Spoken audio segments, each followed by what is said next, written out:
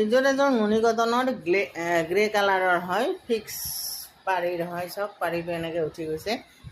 এইযোৰ গ্ৰে আৰু বেলেগ। এইযোৰ হ'ল আপোনাৰ এইযোৰ গ্ৰেটো আহিছে ব্লুত হোৱাইট মাৰা গৈছে।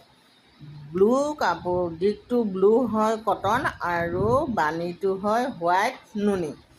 কাপোৰযোৰ গ্ৰে কালাৰ আহিছে, কিন্তু লুকটো আকৌ বেলেগ আহিছে এইযোৰৰ। এইখন মেখেলা বহুত ধুনীয়া লাগিছে ইয়াত। আৰু এইটো ব্লাউজটো ডাৰ্ক ব্লু আহিছে। এতিয়া লাইটৰ কাৰণে যদিও কাপোৰযোৰ আপোনাৰ অকণমান হোৱাইট হোৱাইট লাগিছে, কিন্তু ব্লাউজটোৰে সৈতে মিলিও আছে। ফটোৰ কাৰণে কটন মৰাৰ কাৰণে এইটোৰ ৰংটো অলপ উজ্জ্বল দেখিছে, কিন্তু আপুনি নৰ্মেল এনে চালে একে আছে। গতিকে এই কাপোৰযোৰ যদি লাগে তেতিয়াহ'লে জনাব, বহুত ধুনীয়া। ইয়াতে আপুনি হালধীয়া ব্লাউজ পিন্ধিলেও ভাল লাগিব এই কাপোৰযোৰত। আপুনি যদি হালধীয়া আজিকালি